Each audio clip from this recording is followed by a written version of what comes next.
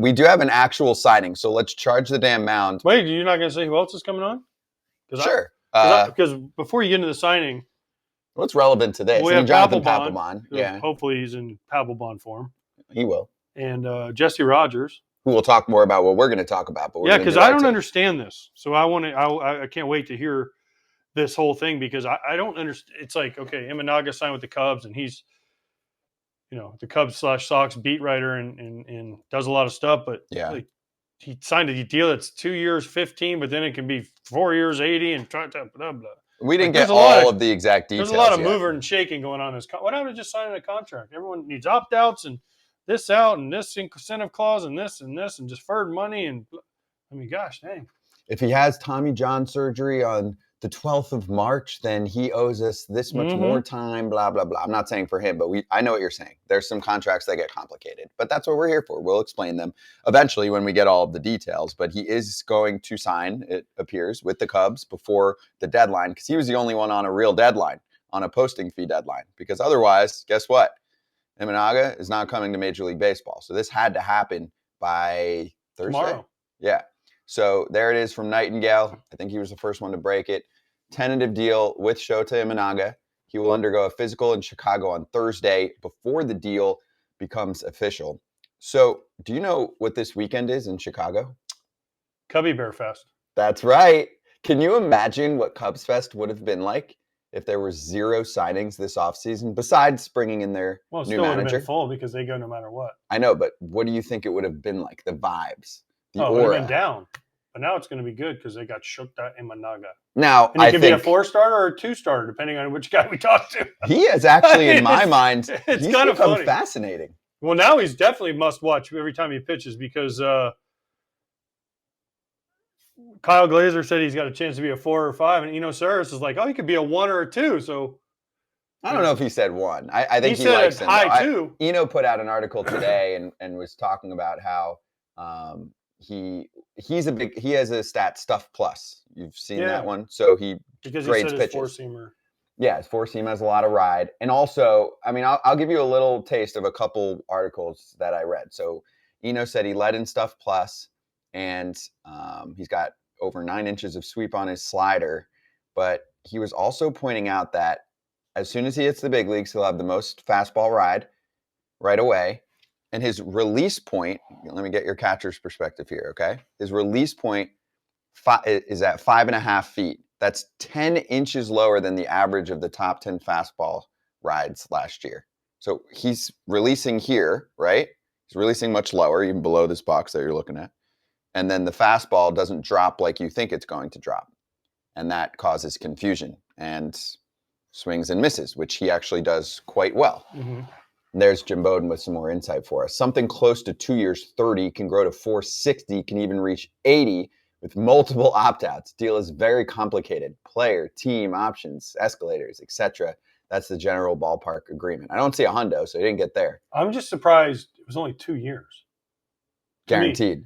Guaranteed. That we know of, yeah. Because you would have think, like, if you look at, like, Nobu, my guy Nobu, he got 12 years, right? Shohei got him on 12 years or 10 years, whatever it was. 10 years, yeah. 10 years. I'm getting all these gigantic contracts with deferred money confused. But we were talking Imanaga maybe getting 100, and he only got guaranteed 2 years. As far as we know. As far as we know. Sure. What's being reported. But you would have thought he would have got at least 4 for 60. I don't think that's stretching it. That's 4 for 15, 4 for 60. You know what that means to me? There's a lot of teams that were not buying what he's selling. I kind of agree. A lot of teams don't believe the hype. Right. They believe Glazer over Eno. I'll give you some more analysis, see if you can slice anything up from this one. Keith Law has been on the show. My main concern is he cuts himself off in his landing and spins off his front heel, giving right-handers too good of a look at the baseball, which is how they tagged him for 13 of the 17 home runs he allowed last season in MPB. And he said getting him even slightly more online, plus using the splitter more to righties could be a remedy. He's a very unique pitcher. He hits his heel? What is it? Main concern is here. You're looking at him. He cuts himself off in his landing and spins off his front heel, giving righties too good of a look at the baseball.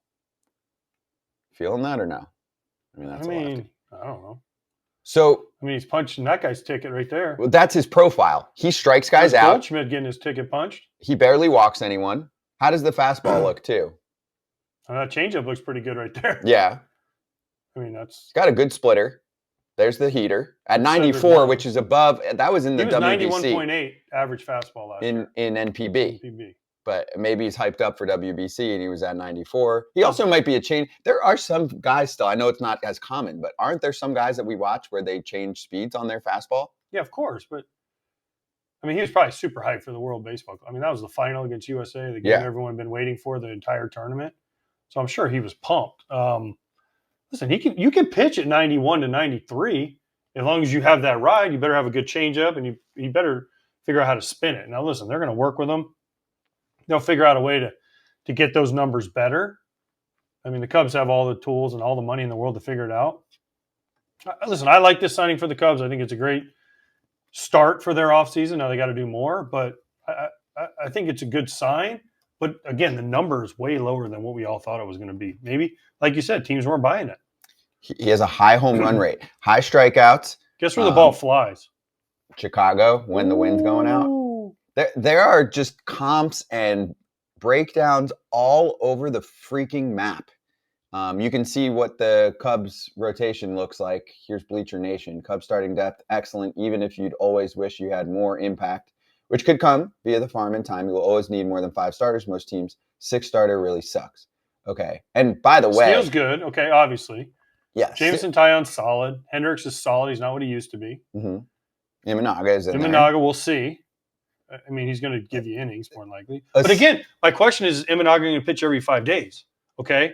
Or is he going to be every 6-day guy like most Japanese guys? Every 6 day.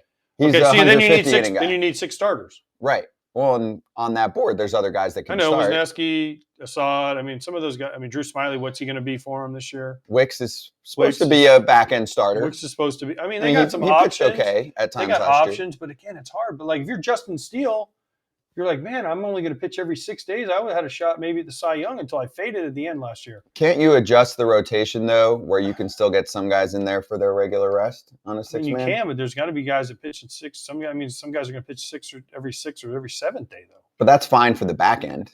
Can't you still manipulate the schedule? You can, but I don't know. You don't like it? That's the one thing. About, even with Ohtani, we talked about before he signed, where he signed. You gotta, and we talked to Joe Madden about this. You gotta have 6 starters because these guys can't. Nobu Yamamoto, when he's in Japan and Dodgers, is he going to pitch? He's going to pitch every 6th day, right? That's what the Dodgers do anyway. True. Everyone's on. They basically do a pseudo 6-man extra rest rotation. Like their top 2 starts last year. True. From starters, it was Kershaw and Bobby Miller. I think each of them had 20 some odd starts and only 4 starts each on regular rest. The rest of them were 5+ days of rest from those guys. So they've been doing that. And the Mets did that with Senga. They tried to kind of ease him in with a few starts on regular rest, but it was mostly extra rest. Yeah. That's just baseball now. You just have to have a lot of starters. Now we're just going to go to 6-man rotations all the time? It's pseudo 6-man. See, you don't like it? For him, I like it. I think it's perfect. I don't want to bring a guy over from Japan and automatically right off the jump say, hey, welcome to a new league. Welcome to I get it. 5 days instead of 6 when 6 has been working for you for a while. I understand. It's just, so we keep giving guys more and more days off and more guys keep getting hurt. Maybe it's not the days off. Maybe we don't throw enough. I don't know. I'm not a doctor. It's just my opinion. But I mean, plus if I'm a team, I want to get 32 versus 25 starts out of a guy. Yeah, but I want to get 25 and not 0. It just depends who it is. I think it's case by case. I agree. Clayton Kershaw's not going 32 starts I think if Shota Imanaga trained this offseason to pitch every 5th day, he could do it. I think if Nobu Yamamoto did this, he could do it every 5th day. I think Shohei could have done it if they said, hey, we need you to pitch every 5th day. He would have trained differently. I think it comes down to training. And I know these guys have been doing this differently in Japan, but at some point, like, hey, we need you. You're getting paid. If you're Yamamoto, you're getting paid a lot of money. I want to see you out there more and train to be out there more. I don't know. I might be way off on this, and people are gonna say what they're gonna say and say, oh, they can't do it. But why not? The guys, heck, remember when there was like 4-man rotations and dudes pitched like every third? Well, I know it was You're different. gonna get. You know where you're gonna get. I know. Get off my lawn. I know. I get it. I know. By the way, Jameson. But Tyon's, I also want to see the best pitchers pitch more. I know. I That's understand. my point. I want Why to don't see. you ask Tyon tomorrow? He's coming on. He's I in the will. Cubs I'll ask rotation. him. I'll ask Pap when he comes on. He's a pitcher.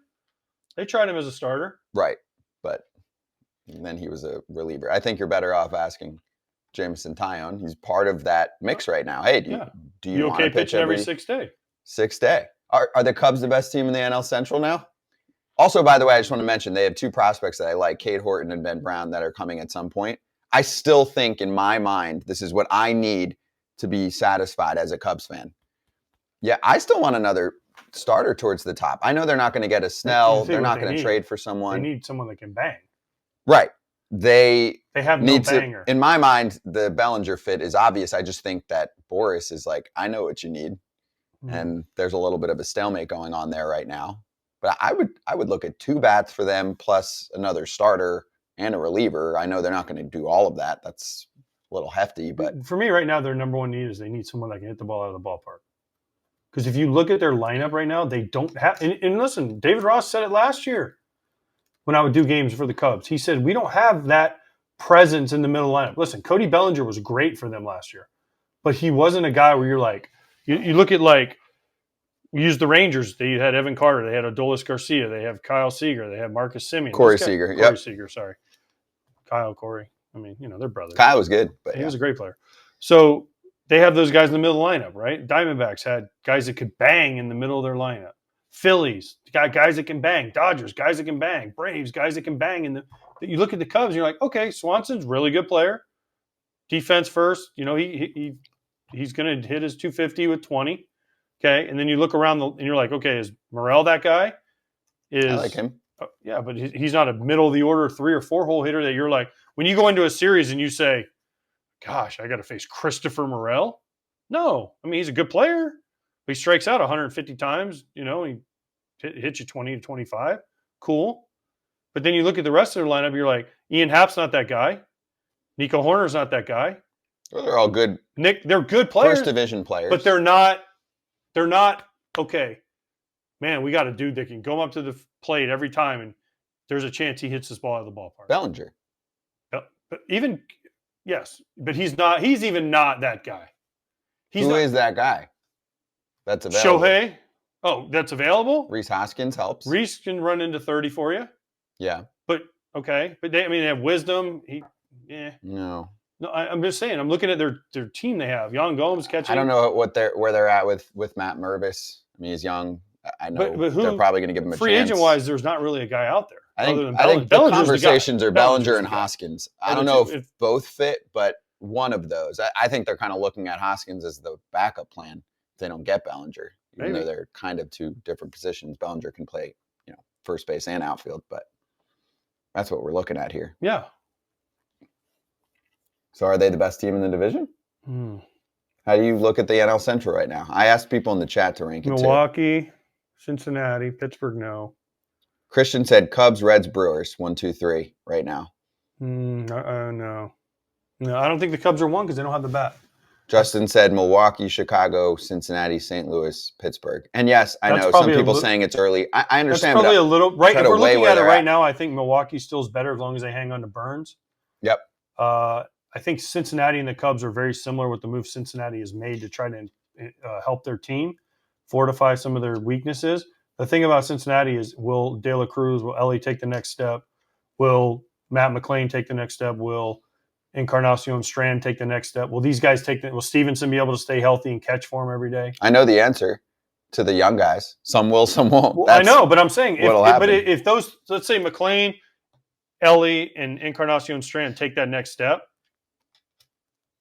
they're going to be dangerous. Mm-hmm. And then Lodolo can stay healthy and some of their other guys can stay healthy. They're going to be dangerous. They have high upside. They have very high upside. As a team. As a team.